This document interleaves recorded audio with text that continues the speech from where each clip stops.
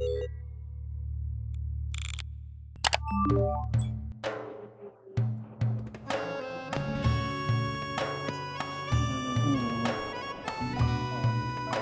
segala orang untuk yang hadir di Manaqib Online malam ini, Al-Fatihah.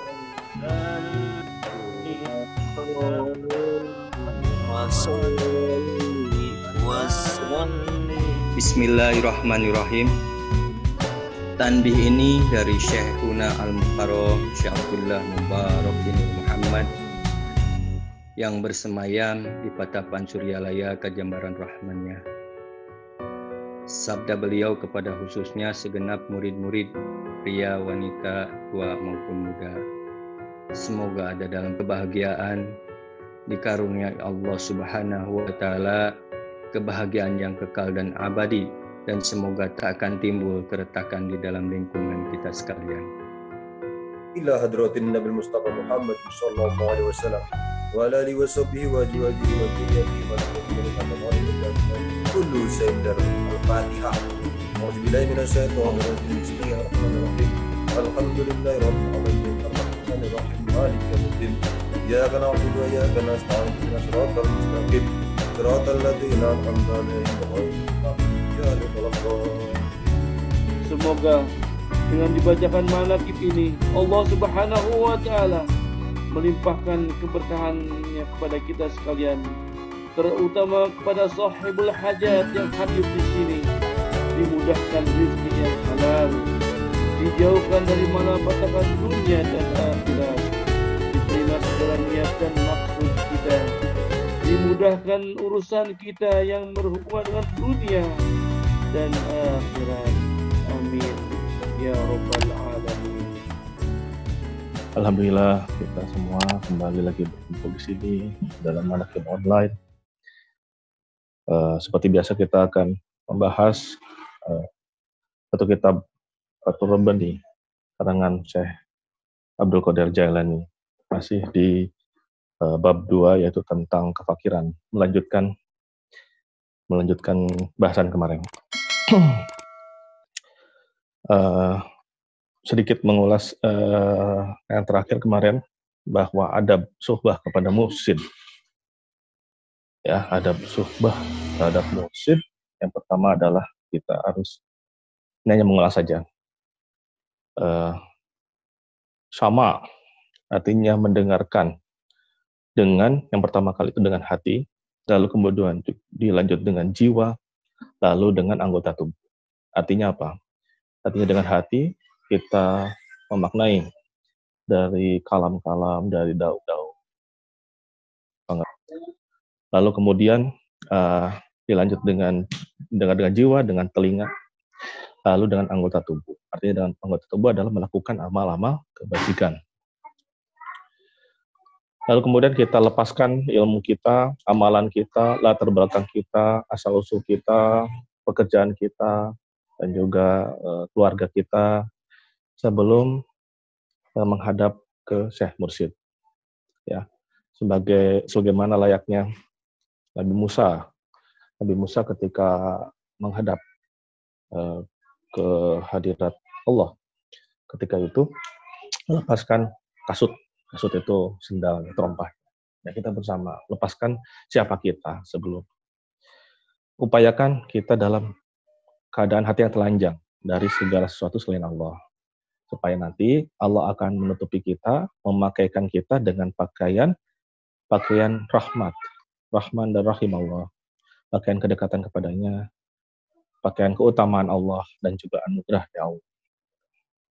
Jadi dengan demikian, bila kita melakukan seperti itu, maka diharapkan kita datang itu seperti burung yang berangkat pagi dalam keadaan lapar dan pulang ketika petang dalam keadaan perut terisi. Jadi kita ada oleh-oleh dari madrasah itu berupa hati yang tenang, hati yang terisi dengan hikmah-hikmah, dan tentu ya jangan cuma menunggu makannya saja perut penuh gitu, tapi hati pun penuh juga. Nah gitu.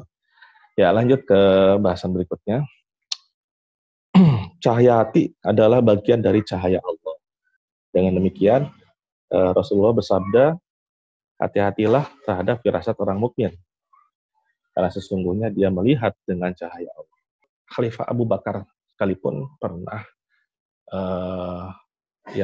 banyak sekali sebetulnya karma beliau. Salah satunya adalah ketika beliau hendak wafat, beliau mewasiatkan kepada anak-anaknya, ini tolong wariskan apa yang dimiliki sekarang kepada 2 orang saudaramu laki-laki dan dua orang saudara perempuan. Ya. Lalu kata Aisyah anaknya Abu Bakar, Aisyah binti Abu Bakar, loh kenapa? Kok anak perempuanmu selain saya hanya Asma? Terus kata Abu Bakar, bahwa nanti ketika saya sudah meninggal nanti akan lahir saudarimu. Nah, pada saat itu belum ada USG, belum ada tabib yang bisa menebak-nebak, dan beliau pun bukan seorang dukun. Nah, itu tandanya memang karomah para sahabat pun sudah ada sejak dulu. Hati-hatilah terhadap firasat para mukmin. Ya, itu makanya kita harus membersihkan hati sebelum menghadap ke mursyid, karena mursyid akan selalu bisa melihat, membaca kita, siapa kita, seperti itu. Meskipun Abah sendiri berkata bahwa yang datang ke sini mah sampah gitu, tapi ya setidaknya terus beristighfar gitu. Itu salah satu adab muridin ketika suhbah, selalu beristighfar. Saya pun ketika menghadap ke Abah tidak berani untuk melihat langsung ke Abah gitu ya.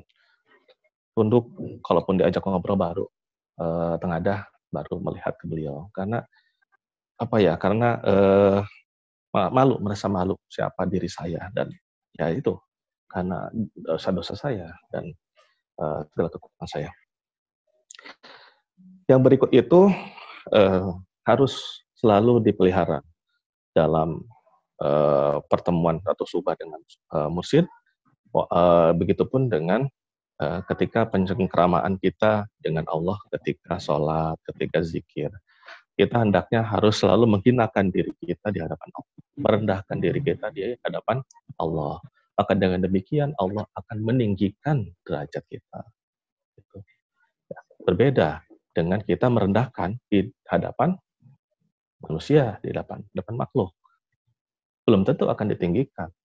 Malah bisa jadi kita direndahkan lebih rendah lagi. Tetapi di hadapan Allah, maka hendaknya kita harus selalu merendahkan diri. Barang siapa yang merendahkan dirinya, maka dia akan diangkat oleh Allah derajatnya. Janganlah menghitung-hitung amal sendiri, sebab engkau akan menemuinya dalam keadaan kebangkrutan. Nah, artinya apa? Jika kita berani menghitung-hitung amal sendiri, kita sudah sholat tasbih, kita sholat kemarin di Saban, kita langsung merasa diri menjadi paling soleh. Nah, maka ketika itu kita akan sesungguhnya bangkrut. Artinya apa? Amal-amalan kita akan hangus, akan digantikan dengan dosa akan riya. Nah, gitu. Jadi dosa kita tidak punya, pahala tidak punya, dosanya bertambah. Nah, itu yang dikatakan kebangkrutan. Sebaliknya, akuilah dosa-dosamu dan kemukakanlah kepada Allah kekurangan-kekurangan kita. Jadi ketika kita bermunajat, yang pertama itu mengakui dosa.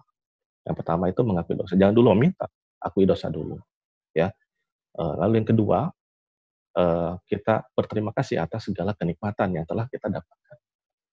Ya. Terus yang ketiga, Yang ketiga baru meminta apapun itu yang kita mau. Nah itu adab-adab dalam berdoa seperti itu. Lalu kemudian jika kita sudah merendahkan diri kita seperti itu, lalu kemudian mengakui dosa-dosa kita, maka pada saat itu hilanglah kebutaan mata hati kita, ya, dan kebutaan mata kita, mata hati, mata dohir, dan juga penglihatan kita. Artinya kita akan menjadi orang yang pandai merasa itu. Kita akan pandai merasa. Gitu. Itulah salah satu hikmah kita merendahkan diri di hadapan Allah. Ya. Kenapa di sini dikatakan kebutaan mata hati? Karena begini, ketika kita melakukan dosa, maka sesungguhnya itu akan menambah satu titik, suatu noktah hitam di dalam hati kita. Ya, hati kita itu jika kita bayangkanlah sebuah cermin. Sebuah cermin, jika kita tambahkan noktah di situ, satu dosa, kemudian dosa lain, dosa lagi, akhirnya satu cermin tersebut akan dipenuhi oleh noda hitam. Nah, jika penuh, maka cermin tersebut tidak akan mampu meneruskan atau tidak mampu memantulkan sumber cahaya apapun itu. Cahaya matahari tidak bisa dipantulkan, cahaya senter tidak bisa dipantulkan, begitupun juga listrik, lampu. Artinya apa? Orang-orang yang sudah tertutup mata hatinya, orang tertutup cerminnya, maka kita tidak akan menemukan cahaya Allah di dalamnya. Tidak akan melihat mukanya yang cerah. Meskipun dia tersenyum, tapi kita merasakan suatu, kalau kata orang, auranya kurang baik, auranya buruk, seperti itu. Tapi jika kita sering berzikir, maka satu demi satu nokta tersebut akan dihapuskan, zikir lagi dihapuskan, apalagi zikir hofi. Zikir hofi, sekali zikir langsung bersih kembali. Dengan demikian cermin kita akan bersih, hati kita akan bersih, sehingga dia akan memantulkan langsung sinarnya dari sumber utamanya, yaitu dari Allah. Jadi makanya ketika kita bertemu dengan Syekh Mursyid, maka hati kita langsung plong. Saat itu juga karena apa? Karena kita menerima pantulan sinar kebesaran dari Allah. Seperti itu. Begitupun juga dengan bertemu dengan orang-orang soleh, orang-orang ikhlas, ikhwan. Ketika kita berhadapan dengan seorang ikhwan, kita merasakan tenang, gitu ya. Kok wajahnya bercahaya? Itu bukan wajahnya kita habis suci muka, habis wudu, habis perawatan wajah, bukan. Tetapi itu adalah pantulan dari sinar kebesaran Allah, gitu. Di dalam menuju ke hatinya, lalu terpantulkan ke kita. Seperti itu. Lalu kemudian, kedudukanmu bukan terletak pada kebersahajaan pakaian ataupun kesederhanaan makananmu. Nah, kedudukan terletak pada kezuhudan hati. Nah, kezuhudan di sini artinya apa? Kezuhudan ini zuhud yang dalam perspektif TKN, Pondok Pesantren Sutelaya, bukanlah kita berbaju kasar, bukan kita berbaju compang-camping lalu tinggal di tempat atau di gubuk rumah yang rusak, rumah yang jelek, bukan. Tetapi kezuhudan itu adalah dawuh Abah, kita memiliki dunia, akan tetapi kita tidak dikuasai oleh dunia. Nah, gitu. Kita memiliki dunia. Orang kaya, misalkan itu contohnya, orang kaya, tetapi dia tidak dikuasai oleh kekayaannya. Artinya apa? Dia dapat kekayaan, dia punya kekayaan, tapi dia memberikan kepada orang lain, atau wakaf di mana-mana, atau sedekah di mana-mana. Orang miskin, orang yang tidak punya uang, tidak menjadi suatu kendala. Kenapa? Dia tidak merasakan suatu adanya kefakiran dalam hatinya, kesulitan dalam hatinya, tetap berwajah ceria. Kenapa kok bisa seperti itu? Di sini dikatakan bahwa apabila keadaannya sangat bersahaja, maka akan datang kasih sayang, rahmat, dan anugerah yang akan mengubah keadaannya. Dia itu pakaian kemuramannya akan digantikan oleh Allah dengan pakaian kebahagiaan. Penderitaannya akan digantikan dengan kenikmatan. Kebencian akan digantikan dengan kegembiraan. Ketakutan akan digantikan dengan rasa aman. Kejauhan akan digantikan dengan kedekatan dengannya. Lalu menggantikan kefakiran dengan kekayaan.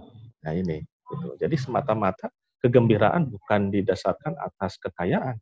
Akan tetapi nilai-nilai yang Allah gantikan inilah yang menjadikan dia menjadi orang yang paling bahagia di dunia, yang orang-orang yang paling tenang di dunia. Ya, dikatakan bahwa bagi para wali Allah, para kekasih Allah, tidak ada suatu ketakutan di dalam hatinya. Nah ini adalah seperti itu maksudnya. Ambillah rezeki ini dari dunia ini dengan tangan zuhud, bukan dengan tangan hasrat. Gitu. Jadi tetap kita harus mengambil rezeki, artinya sebanyak-banyaknya yang bisa kita usahakan, akan tetapi semua itu adalah untuk kita bisa lepaskan, supaya kita tidak ada keterikatan dengan dunia, seperti itu. Lalu kemudian di sini dikatakan bahwa seringkali kita ini menganggap enteng terhadap agama, ya. inilah yang sebetulnya menjadi permasalahan bagi banyak orang, bahwa dengan dalil bahwa Islam ini diciptakan untuk sebagai agama untuk mempermudah, gitu. Seperti itu. Suatu agama yang mudah sebetulnya. Tetapi meskipun agama yang mudah, tetapi bukan berarti kita mengentengkan agama. Ya, itulah kenapa orang-orang dalam tanda kutip dalam khususnya adalah NU banyak sekali amal-amal. Ya, kita ada Yasin seperti itu. Dan kemudian juga kemarin kita susah payah 100 rakaat. Itu kan banyak sekali orang yang mempermasalahkannya gitu. Tetapi mereka lupa gitu ya. Mereka lupa. Bukan berarti kita ini menambah-nambahi agama yang sudah sempurna, bukan gitu. Kita pertama mengikuti Syekh Mursyid. Kita tidak memerlukan dalil kita ada Syekh Mursyid, karena Syekh Mursyid itu dalilnya adalah gurunya sebelumnya. Ya, lalu gurunya sebelumnya dia mendapatkan juga dari guru sebelumnya sampai ke Rasulullah, seperti itu. Nah, sebetulnya apa yang kita lakukan ini sebetulnya dalam secara global ini merupakan fadhailul amal. Artinya suatu keutamaan amal di sini. Kita sholat banyak sekali sholat syukur wudu, lalu kemudian juga sholat lidofi balai, birrul walidaini, awabin dan lain-lainnya. Kalau misalkan menurut orang-orang itu, ya dalam tanda kutip, itu apa dalilnya dan lain-lain seperti itu. Padahal di situ bisa terlihat siapa yang menganggap enteng agama. Siapa yang menganggap enteng agama, gitu. Kita begitu seriusnya memandang agama sehingga amal-amalan yang bisa kita lakukan selagi kita mampu kita lakukan. Gitu. Bisa mampu, kita masih sehat, kenapa tidak kita lakukan? Nah itu, sebetulnya di sini kita bisa melihat siapa yang menganggap enteng agama. Ini sejak zaman Tuan Syekh pun sudah seperti itu, banyak sekali ternyata orang yang menganggap enteng agama. Gitu. Di sini dikatakan bahwa selain itu juga ada zaman ria, katanya gitu. Kemudian juga di mana puasa haji zakat ini bukan untuk kholik, tapi malah untuk keriaan di depan makhluk. Sebenarnya sudah dikatakan dalam kitab ini. Berarti sejak zaman dulu memang sudah seperti itu adanya. Alhamdulillah kita sebagai ikhwan di sini digodok oleh Syekh Mursyid melaksanakan berbagai macam amaliyah dari sejak bangun tidur sampai ke tidur lagi, itu tiada lain tidak bukan adalah agar kita tidak termasuk golongan orang yang menganggap enteng agama. Gitu. Menganggap enteng agama artinya apa? Kita menganggap serius agama. Setiap amal-amalan yang bisa kita lakukan, setiap amal-amalan yang masih mampu kita lakukan, selagi kita sehat, selagi kita mampu, kita akan lakukan. Dalilnya apa? Dalilnya kita adalah Syekh Mursyid. Dalil kita adalah Syekh Mursyid. Seperti itu. Apabila kita melihat kebaikan pada diri kita, maka hendaklah bersyukur. Sebaliknya, jika kita melihat keburukan pada diri kita, hendaklah kita segera bertobat. Gitu. Dengan bertafakur, agamamu akan hidup dan setan-setan sekelilingmu akan mati. Oleh karenanya dikatakan bahwa berpikir sesaat atau bertafakur sesaat itu lebih baik dibandingkan menegakkan sholat sepanjang malam. Gitu. Artinya apa? Kita bertafakur ini bahwa kita akan pertama tadi dikatakan merendahkan diri kita di hadapan Allah. Yang kedua, kita memohon ampun atas dosa-dosa kita. Lalu mengakui akan segala kekurangan kita. Lalu kemudian bermunajat kepada Allah, memohon apa yang kita inginkan. Nah ini bertafakur dalam kaitannya dengan zikir khofi. Nah maka istilah zikir khofi itu dengan hal-hal seperti itu. Gitu loh. Maka itu akan jauh, akan lebih manteng kepada Allah. Ketika saat itu manteng, zikir khofi itu kan kita manteng hati kita langsung ke hadirat Allah. Maka isilah dengan hal-hal yang baik seperti itu. Gitu. Justru singkirkanlah ria, singkirkanlah segala hal yang mengekang kita, yang mengisi hati kita dari selain Allah. Yang terakhir adalah kalian pada dasarnya adalah pemerintah, sementara yang selain kalian adalah yang diperintah. Artinya apa? Diri kita ini adalah para pemerintah sebetulnya.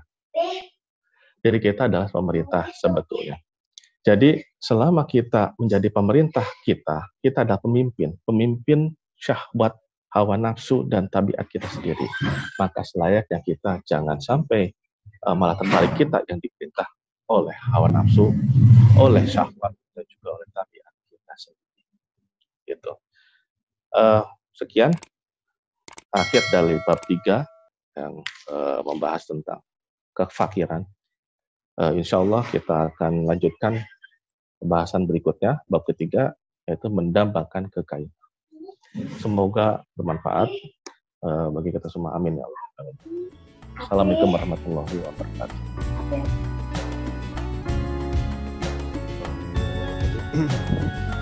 Alhamdulillah. Allahumma sholli ala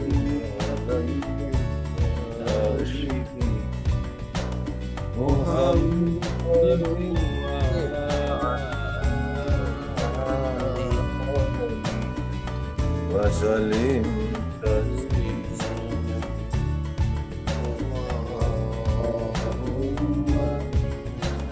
صل على